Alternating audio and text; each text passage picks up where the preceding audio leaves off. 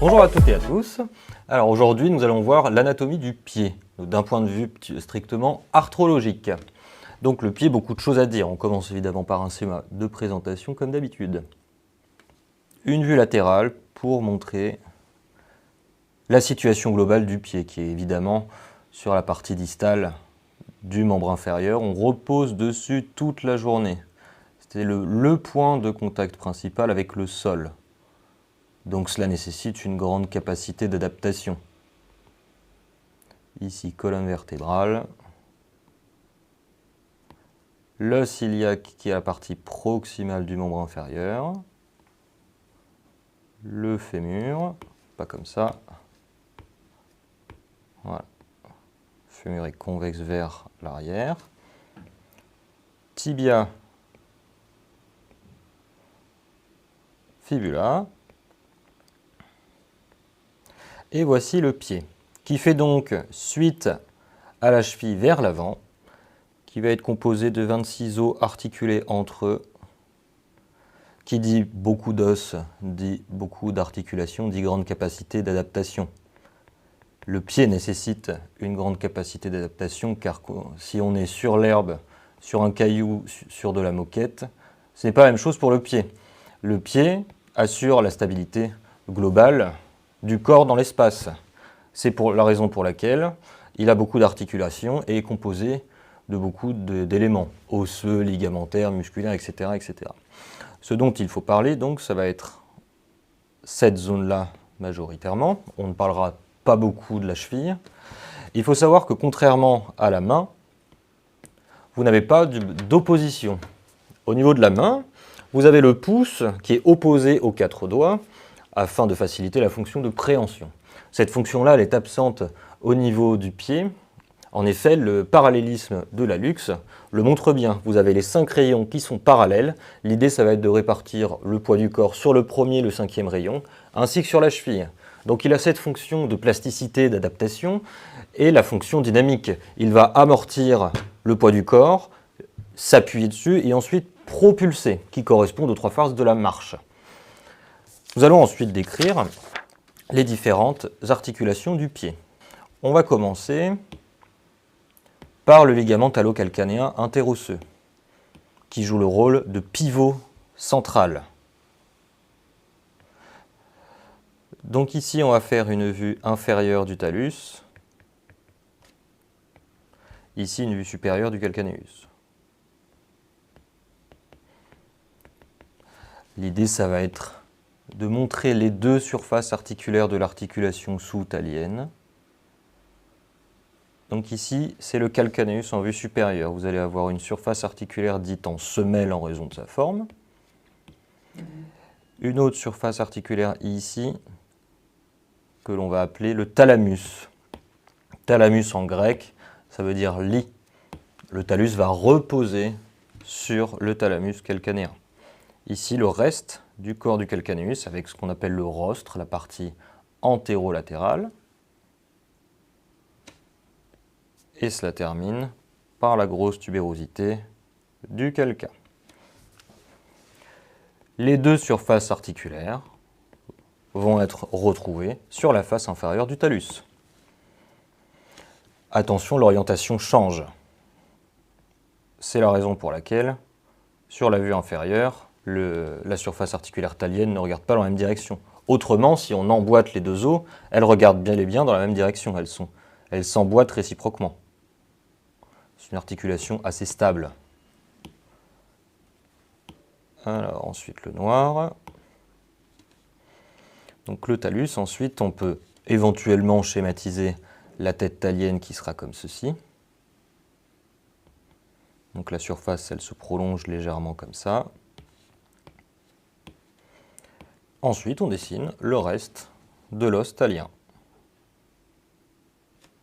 avec la partie latérale saillante, la partie médiale moins saillante. Alors, en revanche, voilà, partie latérale saillante, partie médiale moins saillante. Eh bien, le ligament talocalcanéen interosseux, il va se trouver entre les 2 surfaces articulaires. Ici, faisceau antérieur, ici, faisceau postérieur. La même chose ici. Donc certains auteurs décrivent même un faisceau latéral, mais son influence mécanique étant très faible, je préfère me focaliser sur les deux faisceaux de ce ligament. Anciennement appelé ligament haie en raison de sa forme. Si on prend le talus et le calcaneus et qu'on les étire, on a ce ligament en haie qui apparaît. On va d'ailleurs le représenter en vue latérale. Alors plutôt là, donc vue latérale, ici on sera en sup, ici en antérieur. Je ne colorie pas la face latérale du talus car elle ne nous intéresse pas sur cette vue-là. Et ensuite le calcaneus, donc l'os du talon en contact avec le sol, avec le rostre et l'articulation. Les surfaces articulaires, donc elles sont évidemment recouvertes, mais si on devait les découvrir un petit peu, elles seraient à ce niveau-là. Ici, la surface dite en semelle. Et le thalamus postérieurement. Donc la soutalienne, elle fonctionne comme une double trochoïde inversée. Qu'est-ce que ça veut dire? L'articulation trochoïde désigne un cylindre plein sur un cylindre creux. La surface articulaire thalienne, elle va être convexe antérieurement et concave postérieurement. La surface du calcaneus sera inversement conformée. Et ce sera ce jeu articulaire permis par les deux surfaces qui vont permettre d'orienter le pied dans les trois plans de l'espace. Le ligament, il va être ici. Donc là, ici en pointillé aussi. Mais il a bel et bien cette forme de haie. Il va jouer le rôle de pivot central. On imagine toujours un snowboarder où les pieds seraient ici et la planche serait ici. Ainsi, ça va être la tension, les modifications de tension de ce ligament qui vont influencer notamment l'équilibre de la cheville. Ensuite, passons au tarse antérieur. Le tarse antérieur, ancienne articulation de Chopard, Chopard étant un ancien chirurgien militaire qui avait pour habitude d'amputer le pied au niveau de ses articulations. Alors ici, on va faire une vue supérieure. Vue supérieure du tarse. Ici, antérieure. Ici, on sera en latéral. La grosse tubérosité du calca. Le rostre. Avec les surfaces articulaires. La surface en semelle. Le thalamus. Le cuboïde en avant qui va former l'articulation transverse du tarse latéral. Vous allez avoir le talus qui sera superposé au calca et vous aurez le naviculaire qui sera jusqu'ici. Je ne représente pas le talus. Entre le calcaneus et le naviculaire, vous aurez notamment le ligament calcanéo-naviculaire plantaire que l'on détaillera plus tard. Ici, les trois cunéiformes. Donc, cette articulation, elle représente une barre de torsion horizontale. Ainsi, elle va transmettre le poids du corps du calca vers le cuboïde, du cuboïde vers les articulations médiales, donc vers le naviculaire et les cunéiformes qui vont ensuite transmettre le poids du corps à ce niveau-là. Bien que le poids du corps se répartisse au niveau du talon majoritairement, puis ensuite au niveau du premier et du cinquième rayon, le poids du corps passe bel et bien par le cuboïde qui va ensuite transmettre les forces en médial. Vous avez notamment un ligament, le ligament bifurqué, qui va relier la calcanéo-cuboïdienne avec le naviculaire.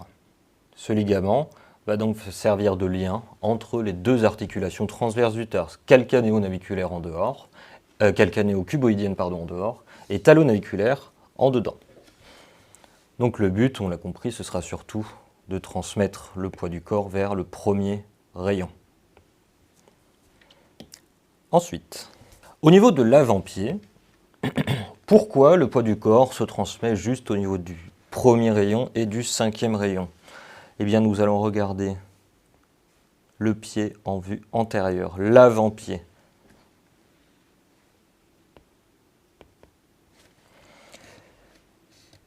Ici, nous allons avoir le premier méta. Donc vous avez une crête médiane et 2 os sésamoïdes latéraux et médiaux. Ensuite, vous allez avoir M2 qui sera situé plus haut. Ensuite, vous allez avoir M3, M4 et M5. Donc les structures en contact avec le sol seront le premier et le 5e métatarsiens. M2 étant le plus haut. Donc l'avant-pied a une forme de clé de voûte, permet une meilleure répartition des contraintes. Si on fait ensuite le pied en vue supérieure simplifié, ici vous avez tout l'avant-pied, tout le pied, pardon, et ici vous allez avoir l'avant-pied avec ici tête métatarsienne et les phalanges. Ici, c'est plutôt on appelle ça un triangle de mobilité. Le triangle postérieur est plutôt appelé triangle de stabilité. Ces deux triangles résument assez bien la fonction de l'avant-pied, de la partie antérieure de l'avant-pied et du reste du pied. Cela ne veut pas dire que le reste du pied, que l'arrière-pied ne bouge pas. Si on décrit maintenant, on s'attarde un peu sur les articulations transverses du tarse. Qu'avons-nous? Toujours en vue supérieure, vous allez avoir le talus ici, avec sa joue latérale, son bord antérieur plus large, sa surface articulaire latérale et la surface en virgule comme ceci. Ici, vous aurez le corps du calcaneus. Alors, je ne dessine pas son corps jusqu'à la fin, étant donné que ce sont les articulations qui nous intéressent. Ici, l'os naviculaire. Ici, le cuboïde. Les surfaces articulaires sont les suivantes. Donc, on recommence, on récapitule ici la surface en semelle présente sur la face inférieure, le thalamus présent sur la partie postérieure. Ici l'articulation calcanéo-cuboïdienne et ici l'articulation talo-naviculaire. Dans un premier temps, il faut savoir que l'articulation sous-talienne et l'articulation transverse du tarse médial possèdent une capsule commune au niveau de la surface articulaire antérieure de la sous-talienne et avec la talonaviculaire. Ce lien résume assez bien l'interdépendance de ces deux structures. La surface postérieure a, elle, une capsule à elle toute seule.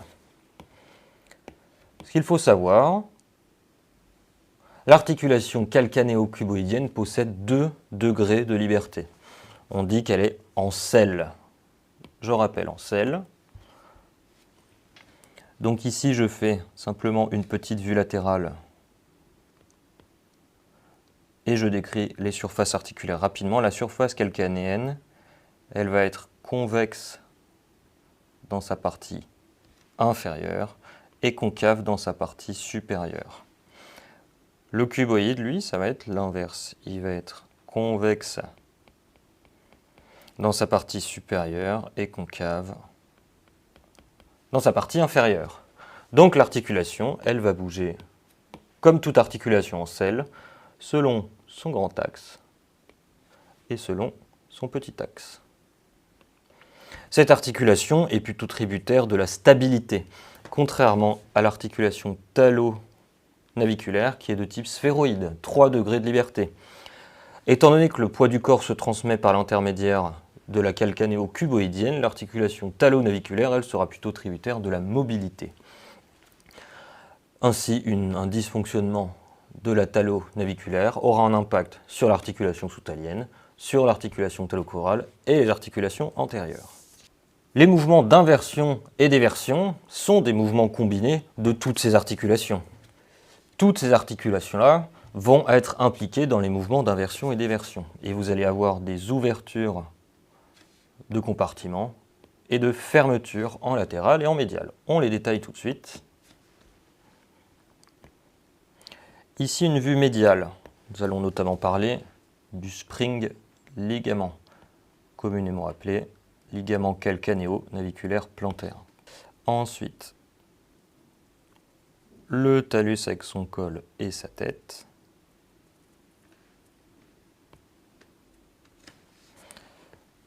Le calcaneus avec sa grosse tubérosité, le sustentaculum tali et le reste du corps du calca.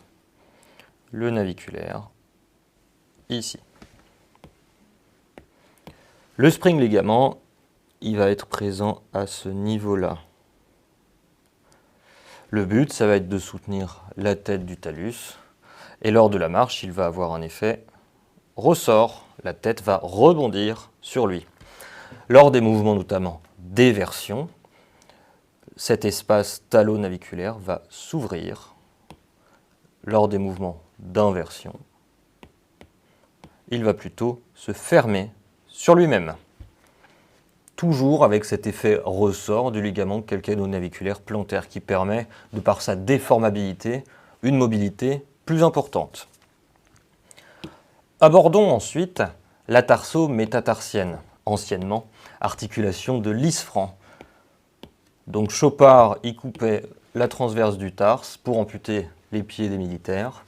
Et bien l'isfran y coupait plutôt la tarso-métatarsienne. Ici, on va représenter le pied en vue inférieure. On sera en antérieur ici et en médial ici.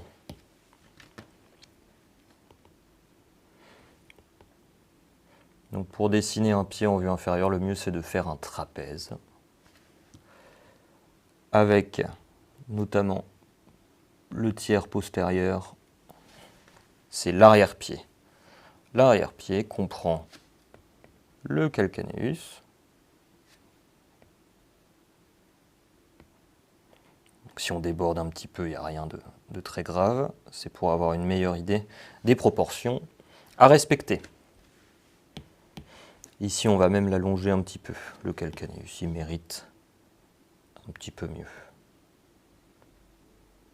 Voilà. Ici, le cuboïde, avec une surface articulaire pour M5, une pour M4 et une facette pour le cunéiforme latéral. L'espace calcanéo-naviculaire est comblé par le ligament calcanéo-naviculaire plantaire. Ici, le naviculaire. Donc il est moins fermé. Voilà, le naviculaire ne déborde pas autant sur le cuboïde. Voilà, c'est plutôt comme ça, avec cunéiforme latéral, cunéiforme intermédiaire et cunéiforme médial qui est massif. Ensuite, de manière très schématique, on dessine les métas. M1, M2, M3, M4 et M5. Donc on voit sur cette vue le parallélisme notamment du premier rayon par rapport aux autres, assez typique du pied, contrairement à la main. L'articulation tarso-métatarsienne, elle est irrégulière, elle est crénelée, comme ceci. C'est un système d'emboîtement réciproque. Les articulations sont planes et elles vont participer elles aussi à l'inversion-éversion, juste avec des petits glissements entre elles. Toutes les articulations n'ont pas leur propre capsule. M4 et M5 avec le cuboïde va avoir sa propre capsule.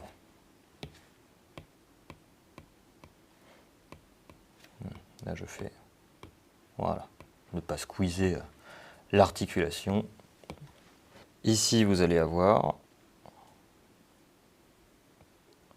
une capsule commune aussi pour C2 et C3.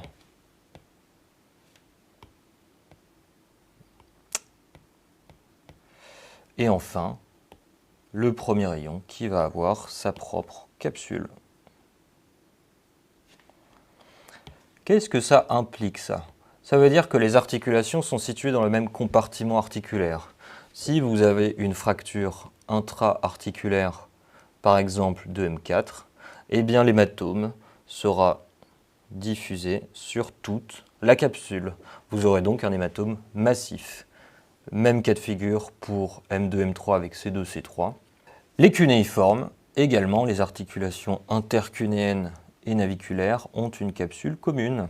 Par une seule et même capsule, vous avez des articulations comme ceci. Vous remarquez que C2 est encastré entre les cunéiformes et le méta. Donc il va très peu résister aux contraintes et sera assez sujet aux lésions. Les lésions osseuses, c'est principalement des fractures. Car il n'a pas la place pour se déformer, pour s'étirer, il va casser plus facilement. Voilà pour la tarso-métatarsienne. Ensuite, toujours une vue inférieure, on va pouvoir voir les articulations de l'avant-pied.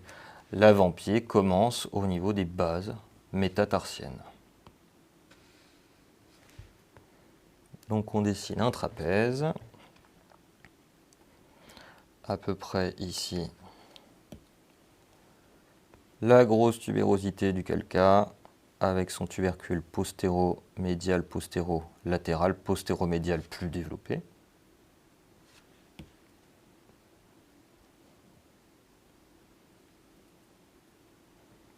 Ici, nous avons le calca. Ensuite, le cuboïde. Une facette pour M5, une facette pour M4, une facette pour C3. Le naviculaire ici. Pas assez gros.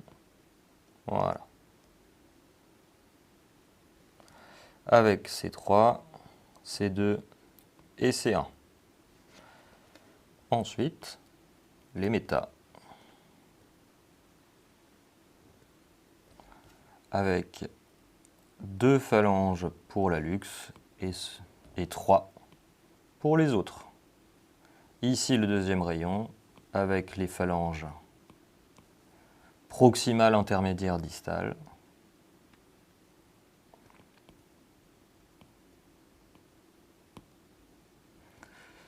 Ici le quatrième rayon.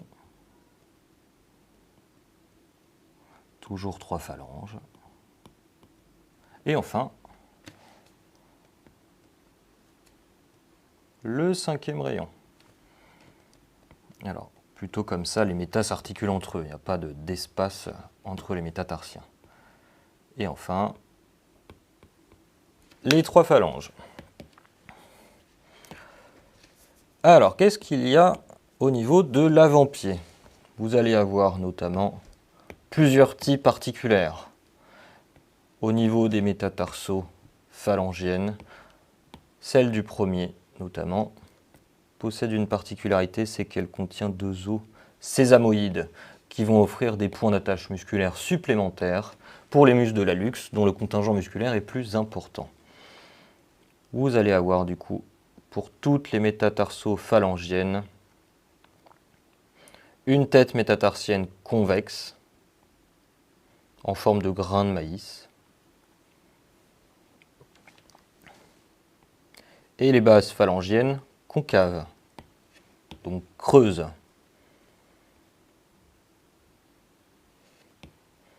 Ces articulations sont de type ellipsoïde. Elles offrent 2 degrés de liberté et permettent les mouvements de flexion-extension et d'adduction-abduction. Les articulations interphalangiennes, elles, sont des articulations trochléennes ou ginglimes, à savoir 1 degré de liberté. Elles n'autorisent que de la flexion ou de l'extension.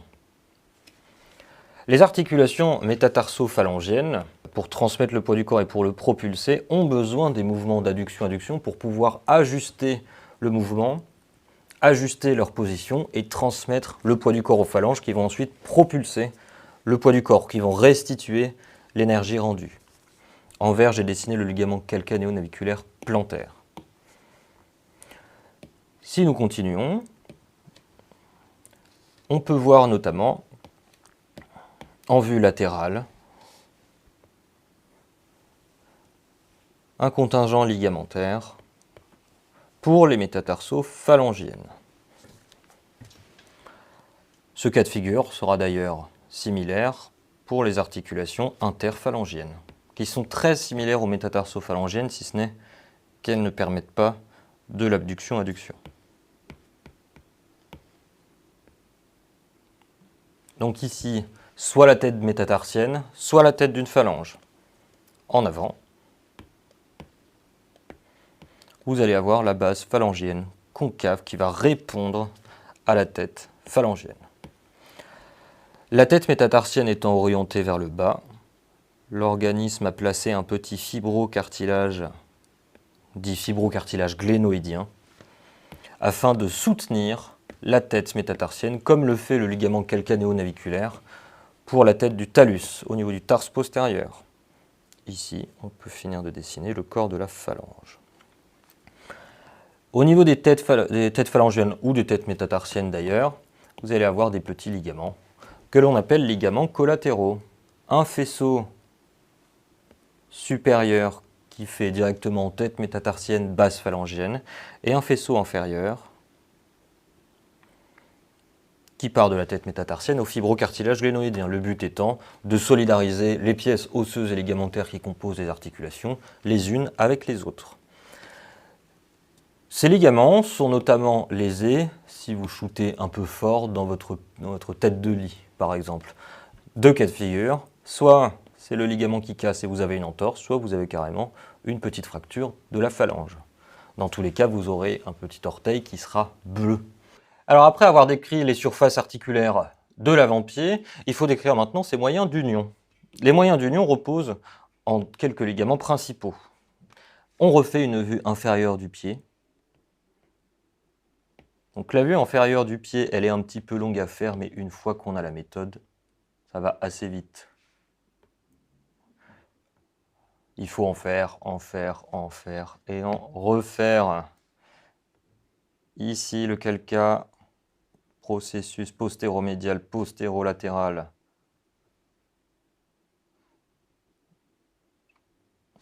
Ici, le calca, le cuboïde, le naviculaire avec les trois cunés. Et les métas. M1, M2, M3, M4 et enfin M5 qui ne reste plus qu'à représenter les phalanges. 2 phalanges pour la luxe, 3 phalanges. Pour les autres, au niveau de la main, ce sera pareil.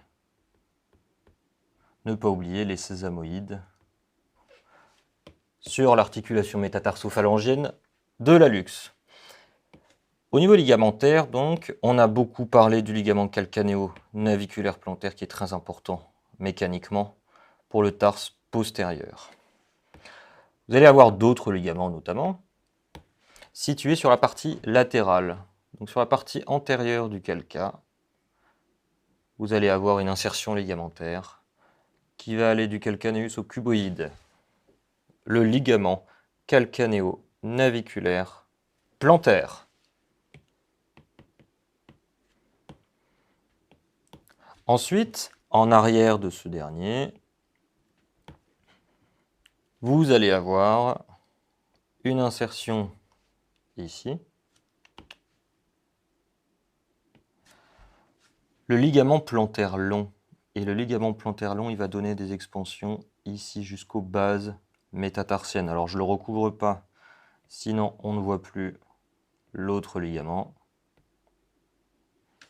Et ici c'est bien le ligament plantaire long. Et enfin, Le ligament le plus superficiel, qui n'est pas vraiment un ligament, ça va être l'aponérose plantaire, qui va s'attacher sur la partie toute postérieure de la face inférieure du calcaneus et qui va relier toutes les structures du pied, notamment les têtes des métas. Pas présente sur les phalanges, mais présente sur tout le reste du pied. Et elle va relier toutes les structures du pied, les unes avec les autres. Donc ce sont ces superpositions ligamentaires et musculaires en superficie encore plus, qui vont faire en sorte que les os du pied ne sont pas vraiment en contact avec le sol.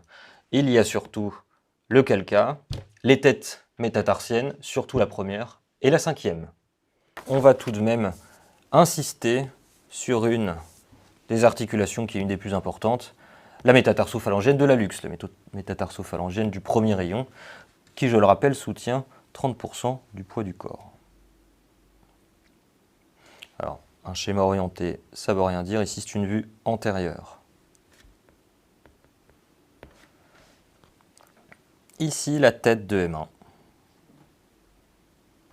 avec les os sésamoïdes ici.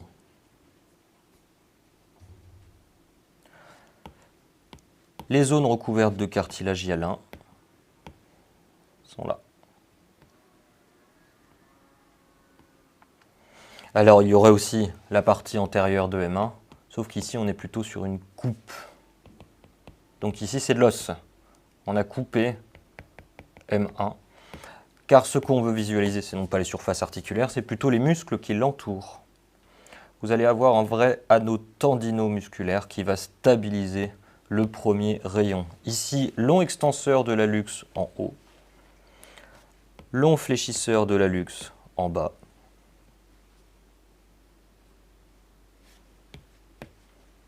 et en dehors, l'abducteur de l'hallux qui va terminer sur la phalange proximale mais qui va mêler ses fibres au long extenseur de l'hallux, terminer sur le sésamoïde médial. Oui, effectivement, j'ai dit phalange proximale, c'est sésamoïde latéral, pardon. Donc là, on est bien sur l'abducteur de l'hallux qui termine sur le sésamoïde latéral, ici. Il va également mêler ses fibres au long fléchisseur de l'hallux. C'est notamment la même chose pour l'adducteur du 1. Il va terminer sur le sésamoïde médial, mêler ses fibres au long fléchisseur de l'hallux et au long extenseur de l'hallux. On voit bien qu'en solidarisant et les ligaments et les tendons, vous avez un anneau de maintien musculo-ligamentaire puissant. Ainsi, le premier rayon, qui est représenté par le premier méta et les phalanges de l'hallux et les os médiales du tarse, est capable de réaliser sa fonction, à savoir soutenir 30% environ du poids du corps.